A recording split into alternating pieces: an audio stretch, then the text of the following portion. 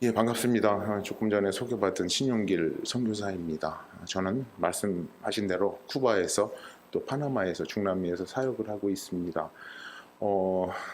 정말 주님의 몸된 교회에 이렇게 오게 하셔서 하나님 앞에 너무 감사드리고, 또 우리 선임이셨던 우리 목사님 뵙게 돼서 너무 좋고, 우리 사모님 배워서 너무 좋고, 저는 사실 더 좋은 거는, 저는 미나하고 민혁이가 너무 궁금했어요. 그래가지고 민혁이를 보니까 막 울컥하더라고요. 또 미나를 한참 찾았는데 이렇게 앞에 나와서 찬양을 하는 걸 미나인지 저는 알지를 못했는데 찬양하는 모습을 보니까 너무 감격스럽고 하나님 앞에 너무나 감사했습니다. 태어날 때부터 봤거든요, 제가.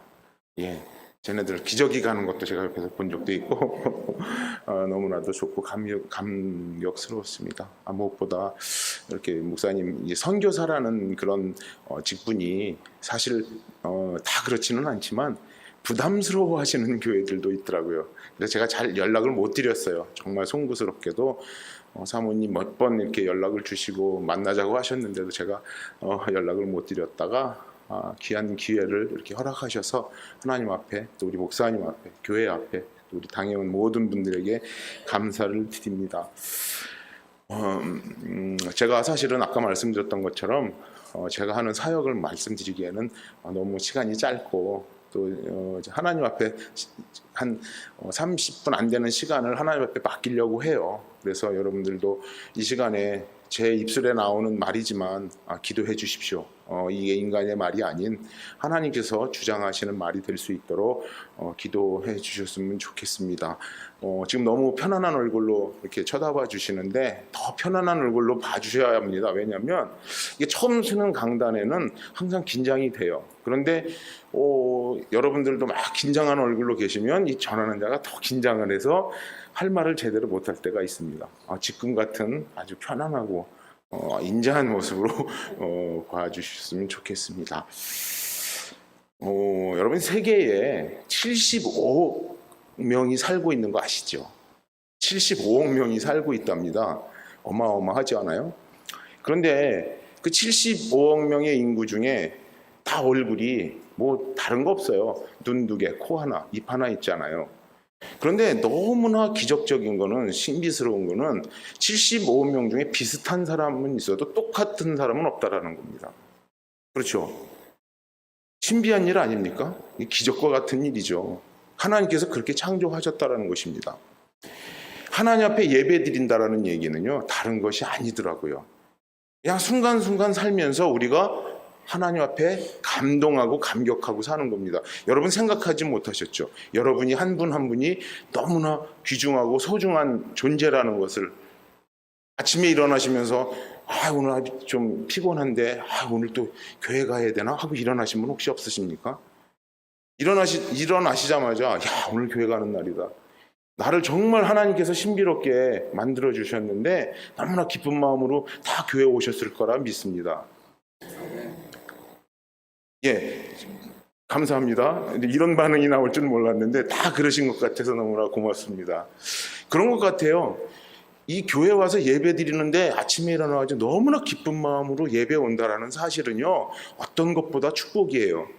그런데 많은 사람들은요, 제가 보기에 뭐 여기 계신 분이 아니라 오늘 주일날 예배 들어오는데 부담스러워하고 오늘 예배에 가서 내가 봉사해야 되는데 기쁜 마음이 아닌 그런 마음에 집이 되는 마음으로 왔다면, 저는 믿는 사람으로서 그것처럼 힘든 거 없다라고 생각을 해요.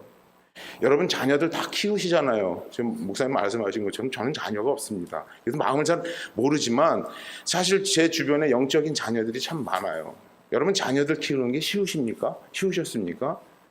어려우셨지만 어떠세요? 때로는 힘들고 어렵지만 기쁨으로 키우셨잖아요. 남의 자식은 잘 못 키워요. 내 새끼니까 키운다는 얘기를 많이 들었습니다. 저는 예배자가 그런 마음이라고 생각을 합니다.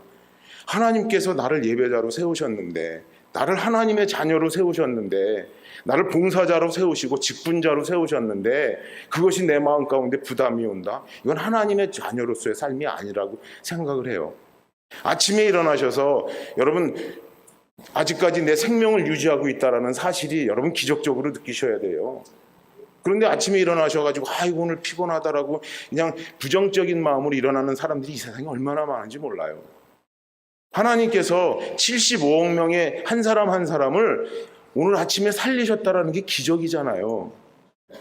여러분 이 아침에 일어나셔가지고 만약에 하나님께서 오늘 공기 우리가 그 숨쉬고 있는 산소 오늘 끝 배급 끝 하고 하셨으면 저랑 여러분 이 자리에 못 있었을 거예요. 이거 하나도 기적이라는 거예요. 여러분 오늘 교회 집에서 여기까지 오시는 그런 과정 속에서도 그냥 편안하게 오신 것 같지만 여러분 사건 사고가 이 세상에 얼마나 많습니까? 여러분 하나님께서 여러분들을 강한 오른손으로 붙잡으시지 않는다면 순간순간 우리가 하나님 앞에서 이렇게 편안하게 살 수 없다는 것을 인지하셔야 된다는 거예요. 여러분 여기 귀하신 여러분들이 이렇게 계시는데 여러분 정말 자존심을 갖고 하나님의 자녀로서 프라이드를 가지셔야 된다고 저는 생각을 합니다. 그런데요 중요한 거는요 우리가 이렇게 하나님 앞에 예배자로 살려고 하고 애쓰는데도 불구하고 사단은요 우리를 가만히 두지 않습니다. 어떻게 하면 마음을 상하게 하려고 하고요, 어떻게 하면 나를 넘어뜨리려고 하는 그런 사단의 계교가 우리 주변에 너무 많다라는 것입니다. 무엇보다 사단은 나보다 강해요. 이게 중요하다는 사실이에요. 여러분보다 사단은 힘이 더 세다라는 거예요. 그렇기 때문에 우리가 하나님을 의지하지 않고는 이 험한 세상 살 수가 없다라는 것을 여러분 인정하셔야 된다는 것입니다. 근데요 사단이요 얼마나 교묘한지 몰라요. 우리의 약점을 너무나 잘한다라는 것입니다. 나의 약점을 너무 잘한다는 것입니다. 저 사람은 정말 교회에 봉사 잘하고 너무 착실한데 요것만 탁 건드리면 성질이 확 나고 요것만 건드리면 자존심 상해서 막 삐치고, 죄송합니다 이런 표현 써서, 제가 사실 좀 성격이 좀 우리 장 목사님 잘 아실 텐데 다혈질이었어요. 그래서 조금만 이렇게 잘하다가도 나의 그런 좀만 막 건드리면 막 화를 낸 적도 많고 그래요. 사단은 나를 그런 모습으로 하나님의 의에 이르지 못할 때가 많더라는 거죠. 여러분 혹시 한번 생각해 보십시오. 대답은 하시지 않으셔도 됩니다. 내 마음 가운데 내가 살아가면서 나의 약점은 무엇인가? 나의 약점은 무엇인가? 그런 사단이 이렇게 공격해 와서 나의 하나님의 의를 이루지 못하게 하는 일들이 무엇이 있는가 한번 생각해 보십시오. 분명히 있을 거예요. 그런데 중요한 거는 그 인식을 어쩔 때는 내가 성령 충만하지 못할 때는 알지 못한다는 사실입니다. 내가 분명히 약점이 있는데도 불구하고 내가 하나님 앞에 은혜로 살 때에는 그것이 하나님 앞에 무릎 꿇고 기도가 되고 기도 제목이 되고 살아갈 수 있는데, 내가 성령 충만하지 못하면 그것이 보이질 않아요. 느껴지질 않고요. 남의 탓으로 돌릴 때가 많고요. 남을 원망할 때가 많고요. 다른 부분들에 대해서 더 그런 어떤 부정적인 생각하고 살 때가 너무나 많다라는 것입니다. 예, 제가 여쭤보는데 대답 안 하셔도 됩니다. 여러분들은 우리 직분자로 우리 장로님들 계시고 다 뭐 성도님들, 집사님들 계시고 권사님들 계실 텐데, 여러분 사람을 함부로 판단하는 건 아니잖아요. 그렇죠? 평가하는 거 아니잖아요. 그런데 위험한 사실, 우리는 늘 평가받고 산다는 거 여러분 아십니까? 그렇잖아요. 우리 하나님께서 우리를 누구를 그냥 함부로 평가하고 판단하라고 하시지 않았는데, 나는 그렇게 살고 싶지 않은데, 사람은 은연중에 다 늘 평가를 해요. 목사로서, 죄송합니다 장로님들 계시는데 장로님으로서, 뭐 지스타로서, 권사로서, 또 가정에 가면 아빠로서, 또 직장에 가면 직장인의 모습으로서, 뭐 동네에 항상 그런 모습으로 살아가고 있습니다. 근데 여러분들 죄송합니다. 이제 여러분들이 생각해 보시라는 거예요. 여러분들이 직분자로서, 여러분이 살아가는 어떤 가장으로서, 아빠로서, 엄마로서, 여러분들은 어떤 평가를 지금 받고 살고 계시는 것 같아요? 야, 우리 아빠 정말 좋아. 나는 정말 우리 아빠 같은 사람, 우리 엄마 같은 사람, 우리 장로님 같은 분, 이런 분들이 됐으면 좋겠어. 오늘 본문의 말씀에 누가 등장하죠? 사가랴하고 엘리사벳이 등장하잖아요. 이 사람들이 뭐라 그래요? 저는 이 본문을 해석하고 이러려고 이 본문을 선택한 게 아니라, 여러분 성경 인물에는요 하나님께서 얘기하실 때 의인이라고 이야기한 사람이 사실 몇 안 되더라고요. 성경 전체 여러분 한번 생각해 보세요. 66권 전체를 볼 때 많은 훌륭한 믿음의 사람들이 있지만 하나님께서 의인이라고 말씀하신 사람들, 그렇게 인정한 사람들은 그렇게 많지 않아요. 그런데 오늘 본문에 누가복음 말씀에 이 두 사람에 대해서 의인이라고 설명을 해요. 누가복음은 누가 썼을까요? 누가가 썼겠죠. 예, 누가라는, 저는요 이 두 사람, 그 사가랴와 엘리사벳도 중요하지만 이 누가복음을 쓰고 사도행전의 저자였던 누가에게 좀 집중해 보고 싶습니다. 이 누가라는 사람은요, 여러분 정말 어떻게 보면 이름도 없이 빛도 없이 사는 사람이에요. 여러분 누가복음을 읽어보시고 사도행전을 읽어보면 누가가 썼지만 자기를 나타내는 말이 전혀 없습니다. 행적이나 어떤 일을 했을 때 누가는요, 주변에 있는 사람을 다, 숨겨있는 의인들을 다 드러내고 성경에 밝혔지, 또 많은 사람들을 섬기는 그런 모습에 힘을 썼지, 자기가 드러나는 일에는 철저히 감췄던 사람인 것을 누가복음과 사도행전에 우리가 읽어보면 알 수 있다는 사실입니다. 여러분 성경 많이 읽어보셨잖아요. 그런데 누가복음과 사도행전을 읽으시면서 누가의 행적이 보였던 분들은 다시 한번 찾아보세요. 전혀 나타나지 않아요. 누가는요, 주변에 있는 사람들을 드러나게 하고 또 많은 숨겨졌던 그런 아주 그 미화들, 좋은 얘기들을 드러나게 한 사람이지 자기를 나타낸 사람이 전혀 아니에요. 그런데요, 제가 성경을 읽다가 너무 깜짝 놀란 사실이요, 누가가 한 번 딱 등장을 합니다. 어디 등장할까요? 생각나시는 분 한번 이건 대답해 보시죠. 제가 커피 한 잔 쏘겠습니다. 한 군데 딱 등장을 하잖아요. 아시면서 대답 안 하시는 제가 알아요. 디모데후서에 나와요. 여러분 바울이요, 다 노년에 죽게 되었을 때 사도 바울 선생님이 훌륭하시잖아요. 그런데 좀 뒤끝이 있으신 분 같아요. 성경을 읽다 보니까 제 느낌입니다. 죄송합니다. 사도 바울 선생님이 정말 훌륭하신 분인데 뒤끝이 있다고 조금 느낀 게, 어떤 글이 나오면 디모데후서에 이런 글이 나와요. 대만은 세상을 사랑하여서 어디로 갔다고 얘기했죠? 그게 나오잖아요. 하여튼간 뭐 성경을 시간이 없어서. 그리고 그 사랑했던 누구죠? 데마도 그렇고 또 누구, 3명이 나오잖아요. 사랑했던, 정말 자기가 믿었던 제자와 같은 사람 3명이 나오는데 다 떠났다라고 얘기를 하는데 오로지 누가만 남았다라고 고백을 하더라고요. 누가는 처음을 지켰고 마지막까지 함께 있었던 사람임을 바울이 증명하고 있다는 사실입니다. 저는 그거 사실을 읽으면서 알았던 사실인데 어느 순간에 막 소름이 끼쳤어요. 하나님 앞에서 진짜 신실한 사람들의 모습이 이거구나, 이런 모습이구나. 자기는 드러나지 않아요. 전혀 자기 의에 대해서는 이야기하지 않고 주변에 있는 사람들의 그런 의와 그 잘한 것들을 칭찬해 주면서 살았던 누가의 모습이 있습니다. 오늘 이 본문에도 그래요. 이 본문에 세례 요한이 탄생하는 비화잖아요. 엄마 아버지가 나오잖아요. 저는요, 이 구절을 읽으면서 이런 생각을 했습니다. 여러분 자녀들이 여러분 축복석에서 태어났는데, 태어나서 정말 그 세상적으로 공부도 잘하고 모든 스펙을 갖추는 것들을 부모들은 원하잖아요. 그렇잖아요.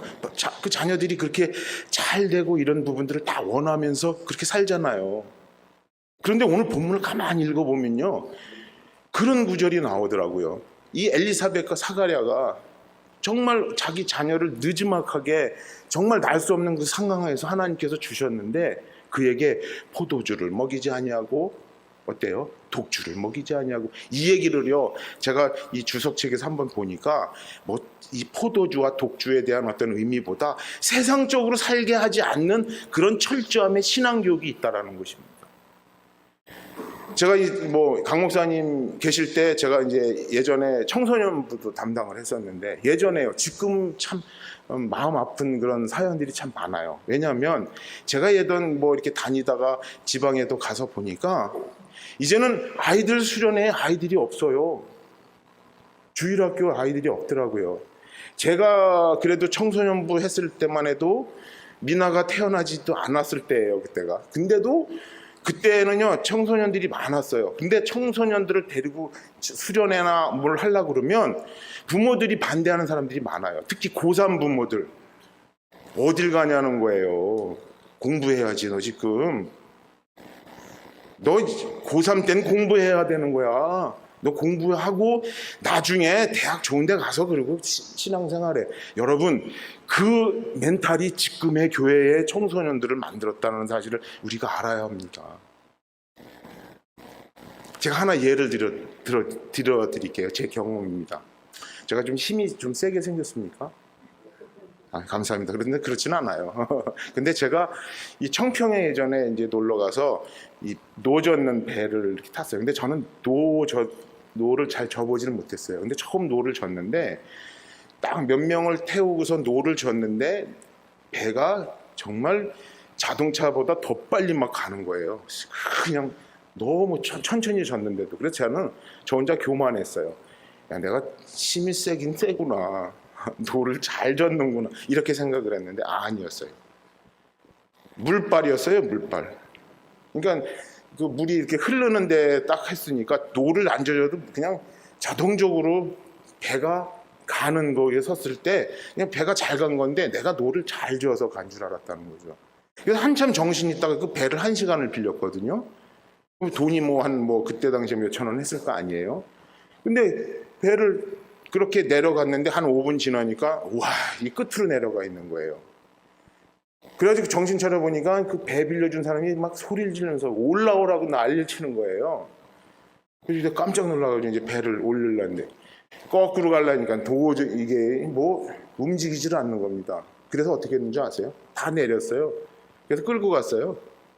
거기까지. 5분 노젓고 내려갔다가 55분 끌고 올라가서 배를 반납을했습니다. 웃기죠? 여러분, 우리가 이런 인생을 지금 살아가고 있는 거예요. 너무 아이들을 세상의 쉬운 방법으로 살아가게 그냥 내밀어 놓고 있어요. 여러분, 그 아이들을 다시 돌이키려니까 이 시대가 너무 힘든 겁니다. 여러분, 교회도 그래요. 제가 목사님께 자주 뵙지는 못했지만 며칠 전에 저의 그 아버님 소천하셔서 목사님 귀한 걸음을 해주셨어요. 한 걸음에 달라오셔서 딴 얘기는 안 하시고 교회에 잠깐 그 기도 제목 얘기해서 건축 중에 있다라고 이야기하셨어요. 제가 기도를 했습니다. 은혜스럽게 잘 이루어지는 과정이라 믿습니다. 그런데 많은 교회들이요, 여러분, 하나님 앞에 우리가 의결해서 우리 영성교회뿐만 아니라 전국의 많은 그런 하나님 앞에서 하나님께서 허락하신 그 교회 건축이 이어진다면 여러분, 기쁜 마음으로 하나님께 어떻게 드릴까 마음보다 부담으로 다가오시는 분들 혹시 없으셨습니까? 만약에 교회에서 정말 하나님의 뜻이라면 이렇게 가야 하는 그런 방법이 맞는데, 여러분, 혹시나 우리가 인간적인 생각과 이런 부분들이 앞서는 그런 모습들이 혹시 없으셨습니까? 여러분, 성경에 보면은요, 제가 오늘 그 성경의 제목을 하나님의 뜻이라고 이야기를 했는데, 여러분, 우리가 전제해야 할 것이 있습니다. 사람의 뜻, 내 뜻과 하나님의 뜻은 정말 다르더라고요. 제가 짧은 간증 하나 하겠습니다. 제가 코로나 끝나고 아픈 간증이에요. 쿠바는요 공산국가예요. 그래서 아직도 지붕이 없는 교회들이 참 많습니다. 쿠바 가보신 우리 장로님은 남미 가보셨다고 그랬는데 쿠바 가보신 분 혹시 계십니까? 네, 꼭 한번 이제 오실 그런 날이 있으실 거예요. 너무나 60년대에 멈춰준 나라예요. 그래서 아직도 교회가 너무 가정교회가 많은데 설명하자면 너무 길고 어쨌든 그런데 천정이 없는 아까 약간 사진에도 나왔는데 이 천정이 없는 교회들이 참 많아요. 이건 재정이 없어요, 교회. 제가 돕는 몇 개의 그 목회자들은요, 한 달에 사례비가 7불입니다. 7불. 7불이면 한국 돈은 얼마인지 아시죠? 10,000원이에요, 10,000원. 예, 10,000원을 받고 사역을 하는 목회자들이 너무 많아요. 여러분, 근데 쿠바에 감격스러운 일들이 뭔지 아십니까? 그거에 관계없이 그 예배 드리는 그 순간순간에 이 사람들은 축제예요. 여러분, 근데요, 중요한 사실은요, 한국도 그랬다는 사실을 여러분 좀 아셔야 돼요. 여러분, 한국이요, 우리 어르신들 여기 많이 계시는데 한국이 그렇게 잘 먹고 잘 산 지가 그렇게 오래됐지 않았어요. 그렇잖아요. 우리 어르신들 어렸을 때 어땠어요? 우리 어머니가 가끔 가다가 피난 내려오실 때 먹을 게 없어서 뭐 나무 껍질 이런 얘기하면 제 동생이 왜 그런 걸 먹어, 라면이라도 끓여 먹지, 막 이런 철없는 소리를 하더라고요. 여러분, 우리나라가요 그렇게 뭐 잘 먹고 잘 산 지 몇 년 안 됐어요. 그렇잖아요. 근데 이 젊은이들은요 잘 몰라요. 제가 좀 마음 아픈 얘기를 하나 하겠습니다. 지금 이 세계에 제가요 부족하지만 하나님께서 이렇게 많이 가게 하셔서 70여 개국을 다녔었어요. 지금도 많은 남미의 국가를 이렇게 다니다 보면 한국 청년 젊은이들이 엄청나게 지금 뭐 배낭여행이나 여행을 많이 다녀요. 너무 많이 다녀요. 지금 한류에 남미뿐만 아니라 세상이 그냥 열광하는 거 아시죠? 근데 여기 계시면 그 느낌을 모르실 거예요. 그 매운 떡볶이 뭐 그냥 매워서 막 며칠 고생하면서도 떡볶이를 먹으려고 줄을 서고요. 뭐 하여튼 한국 음식이 난립니다. 요새 파나마에 가니까 한국 음식에서 삼겹살을 팔아요. 1인분에 25불, 한국 돈으로 한 34,000원 정도의 1인분 고기 몇 조각 해서. 그런데 한국 사람이 있는 게 아니라 파나마 사람들이 와서 상추 딱 해서 거기다 지들이 뭘 한다고 마늘 쿡 찍어가지고 쌈장 해가지고 아주 난리예요.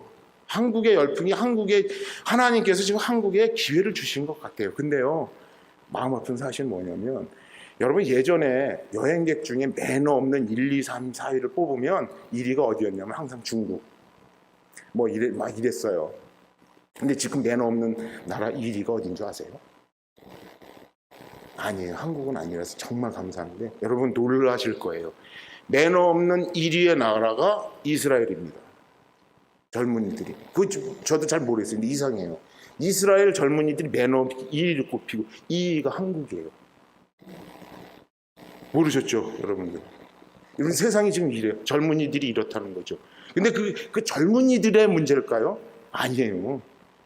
이 먼저 살았던 우리들의 모습이라는 거 여러분 아셔야 돼요. 그게 전수가 잘 안 된 거예요. 여러분, 우리가 이 시대의 교회가요, 이 시대에 정말 민족의식을 갖고 있는 우리 어른들이라면 가슴을 치고 기도해야 될 거라고 저는 생각을 합니다. 이제 젊은이들이요, 청년들이요, 여기도 이제 청년들이 있지만 어렸을 때 엄마 아빠가 어렵게 살았던 그 시대를 잘 모른다라는 거죠. 그 예전부터 우리나라는 그냥 쭉 잘 살은 줄 알아요.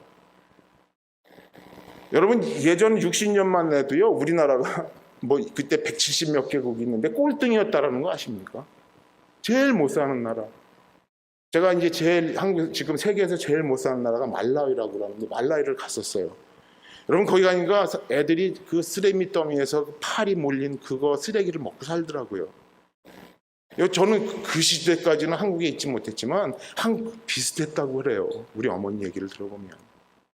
그랬던 나라임에도 불구하고 하나님께서 많은 선교사로 통하여서 복음이 증거되게 하시고 이 나라에 정말 하나님께서 교회에 살아있는 하나님의 말씀으로 통하여서 부흥을 주시고 남을 도울 수 있는 나라로 세워주셨는데, 그렇게 살아가는 사람들이 있는 건 분명하지만 많은 사람들이 인식을 못하고 살아가는 우리의 모습임을 우리가 아셔야 합니다. 우리만 이렇게 산다고 하는 게 아니라 그렇게 살지 못하는 많은 교회들을 위하여서, 많은 청소년들을 위하여서, 많은 성도들을 위하여서 가슴을 찢으며 가슴을 치며 기도해야 될 거라고 생각을 합니다. 눈물 뿌려 기도해야 될 거라고 생각을 합니다. 여러분, 새벽기도 하시잖아요. 우리 목사님 광고하시던데 금요 기도회 하시잖아요. 저는 예전에 우리 강 목사님도 그렇지만 새벽 기도가 너무 힘들었어요. 진짜 너무 힘들어가지고 그냥 막 어쩔 때는 그냥 가서 기도한 시간보다 저는 잠잔 시간이 더 많은 것 같다는 생각이 들 정도로. 그래서 예전에 진짜 뭐 속된 말로 그러잖아요. 새벽 기도는 누가 만들었어요? 막 이러면서 그랬다잖아요. 뭐 예수님이 만드셨는데도 불구하고. 그런데요, 이 시대에 이렇게 보니까 너무 중요한 거예요. 왜냐하면 여러분, 새벽 기도 빠진다고 구원 못 받습니까? 그런 건 아니잖아요. 뭐 금요초래 안 온다고 하나님께서 구원에 반열에서 빼야지, 그런 건 아닌데요. 여러분, 우리가 제가 말씀드린 하나하나의 신앙을 지키기 위해서는요, 하나님과의 만남의 시간이 있어야 된다는 사실이에요. 새벽 시간에 하나님과의 만나는 이 시간을 통하여서 우리가 가슴을 치지며 또 우리의 가정과 교회를 위하여서 그 깊은 대화의 시간이 우리에게는 엄청난 축복임을 사람들이 모르더라는 거죠. 여러분, 평생 우리가 새벽 제단을 쌓은 사람들은요, 여러분, 우리가 이야기할 수 없어요. 너 새벽 기도 잘 했으니까 세상 살면서 돈 많이 벌었잖아. 이거 정답 아니에요. 너 새벽 기도 잘 했으니까 건강하잖아. 이것도 정답이 아니에요. 너 새벽 기도 잘 했으니까 뭐 세상적으로 잘 되잖아. 이게 정답이 아니라니까요. 이게 우픈 사실이에요. 많은 사람들이 세상적으로 돈 많이 벌고 명예 잘 가지고 모든 것이 잘 되기 위해서 예수 믿는다면 우리는요, 지금까지 이 성경 예배 잘못 드리고 있는 것도 하고요. 하나님은 절대 우리에게 그렇게 말씀하지 않으셨어요.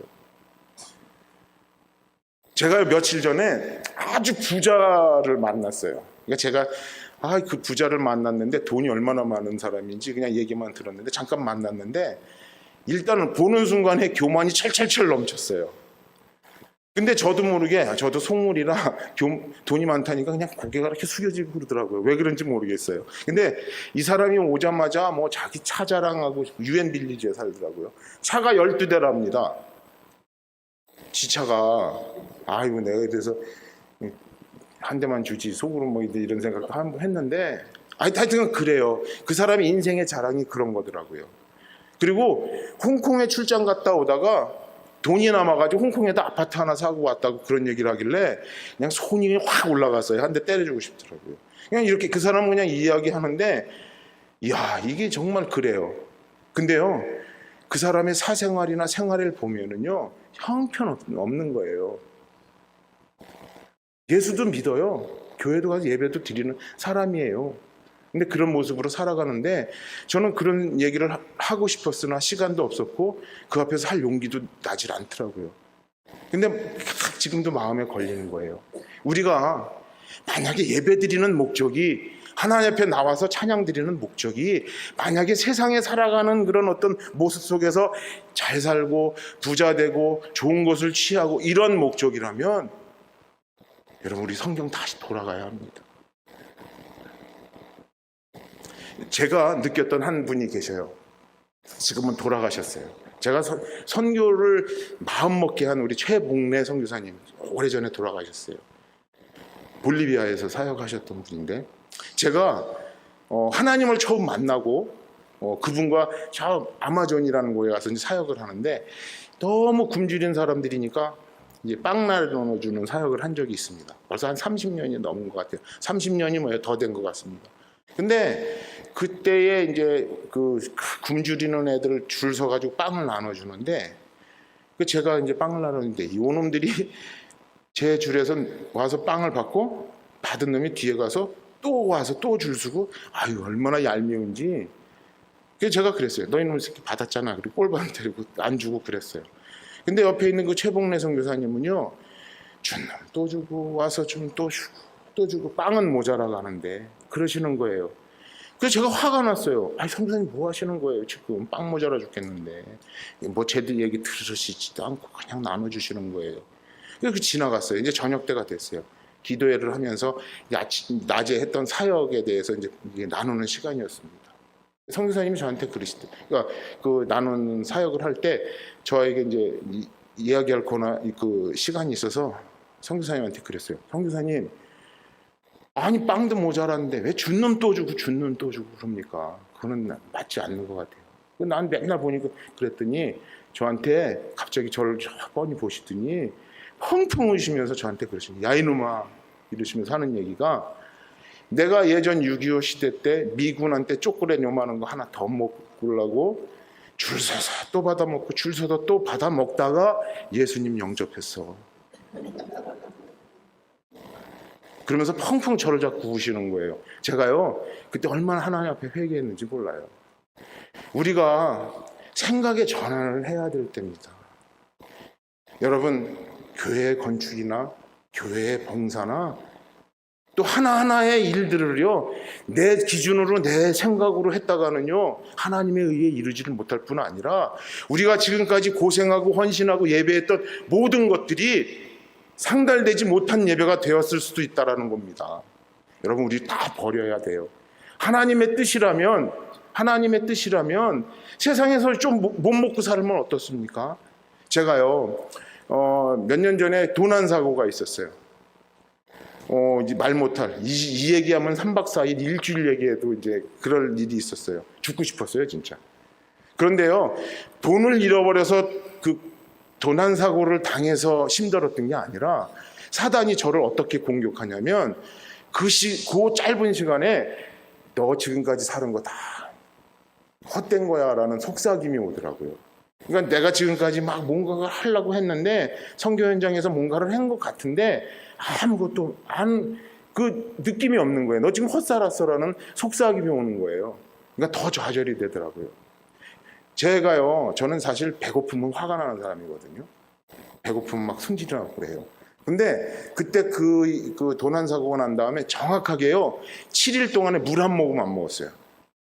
안 넘어가요. 그 방바닥에 딱 누워가지고 있었을 때가 있었어요. 누가 와도 귀찮고 누가 와도 만나지도 않고 뭐 그냥 방바닥에 그냥 완전히 오징어가 돼가지고 누워 있은 적이 있었습니다. 그런데 그 사진에 보면 그 루이스 목사라고 저랑 이제 귀한 8년 동안 동역했던 목사가 있어요. 이제야 8년 동안에 3,500만 원 한국 돈으로 이거 한 달이면 질 그 교회를 8년 동안에 줬어요. 일단 돈이 없었고요. 일단 자료도 없었고요. 그래서 제가 처음에 교회를 지으려고 후원을 했을 때 정확하게 800불 정도를 제가 이제 준 적이 있어요. 800불이면 한국 돈으로 한 100만 원 되잖아요. 그래서 그거를 시멘트를 사가지고 준비하고 있다가 창고에다 놨다가 3일 만에 그걸 도둑을 맞은 거예요. 시멘트를. 그래서 저한테 찾아와서 막 안타까워서 막 그러는 거예요. 그래서 그날 또 가서 한 달 후에 제가 그만한 시멘트를 사줬어요.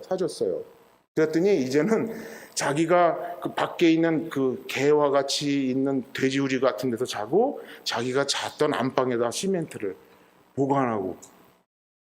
여러분, 건축은 이렇게 하는 거예요. 여러분, 혹시라도 영성교회가 건축하는 데 있어서 물질이 모자라서 건축을 못한다, 이거 아니거든요.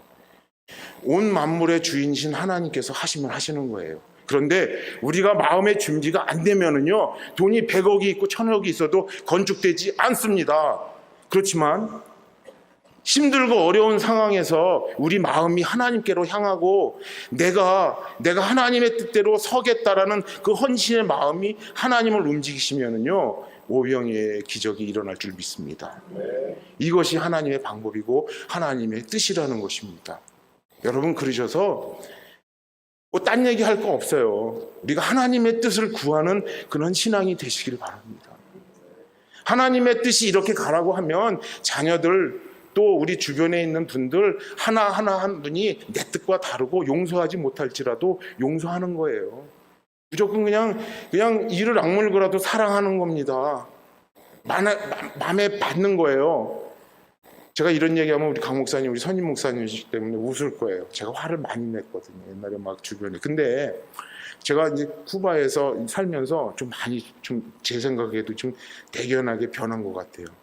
쿠바에 살려면은요, 일단 줄 서는 걸 잘해야 돼요. 기다리는 걸 잘해야 돼요. 여러분, 한국에서 은행 가면은 뭐 한국처럼 좋은 나라가 지금 없어요. 한국처럼 잘 먹고 사는 나라 여러분 없어요. 진짜 한국이 정말 병원, 의료시설 뭐 다 들으셨겠지만 한국처럼 지금 좋은 나라가 없어요. 근데 그걸 못 느끼고 못 누리고 사는 많은 사람들이, 아직도 불평이 있는 사람들이 많은데, 그 인터넷 중독된 청소년들 제가 만날 그래요. 쿠바로 보내라고. 거기는 하고 싶어 돈이 있어도 인터넷이 안 돼요. 여러분, 제가 왜 이런 얘기를 하냐면요, 우리가 풍요롭고 잘 먹고 잘 살수록 내가 하나님 앞에 겸손해져야 되는데 오히려 이상하게 인간은 교만해지더라는 거죠. 여러분, 이 시대의 교회도 그런 것 같아요. 여러분, 요새 아까 목사님 난방 광고도 잠깐 하시는 것 같은데, 여러분, 쿠바는요 매일 체감온도 40도가 넘어요. 제가 좀 항상 까맣긴 했어도 쿠바 햇빛에 끌려서 사실 제대로 돌아오질 않아요. 이 햇볕, 천장이 없는 교회에서 예배를 많이 드렸거든요. 맨 처음에는 이 햇볕에 서 있으면은요, 여러분 죄송합니다. 예배 시간 목사님 설교 조금만 하면, 우리는 영성교회는 안 그럴 줄 믿습니다. 조금만 지나면 벌써부터 엉덩이 들썩들썩하고 째려보는 사람 많대요. 설교 30분을 넘게 예배가 1시간을 넘어 막 이런 교회들이 많답니다, 요새. 저는 아직 안 가봤는데 쿠바에 가면요, 아침 9시에 예배 드리는데 1시가 돼도 안 끝날 때가 있어요. 죽겠더라고요. 그냥 찬양을, 그러니까 예배하기 없어요. 이제 그 부분도 좀 그렇지만 어쨌든 그냥 하나님 앞에 그냥 찬양할 때 그 자기 땀을 뻘뻘 흘리면서 찬양을 하는 그런 모습들 통하여서 여러분 마음이 가난하니까 하나님 옆으로 더 가까이 가는 것 같아요.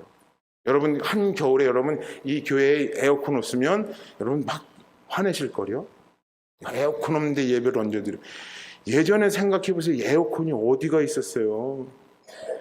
여러분 겨울에 지금 난방 말씀 목사님 하셨는데, 그런 그 예전 교회에 석탄 떼면서 예배 드리는 거 저는 어렸을 때 경험을 해봤어요. 그런 때가 있었잖아요. 그때 불만이 없었어요.